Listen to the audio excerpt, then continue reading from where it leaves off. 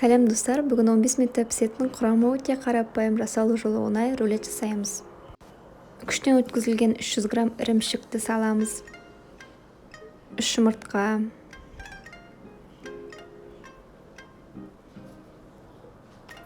жиырма проценттік 300 грамм қаймақ,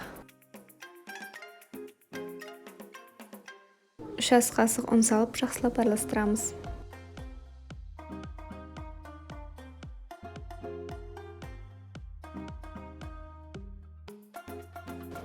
Сұйық массамызды пергамент қағазға құйып шығамыз.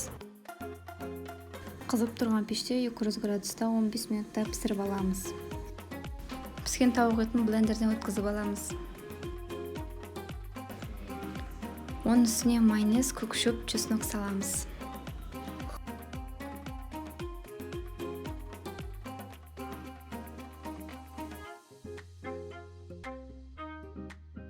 Салмамызды ірімшік қосылған қамырға біркелкі жағып, рулетімізді ораймыз.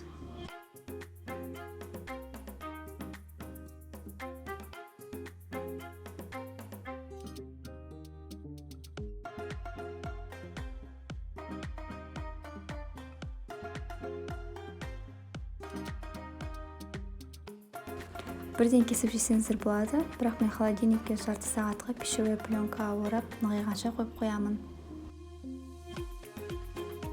Көріп отырғандай, бұл рулеттің жасалу жолы өте оңай.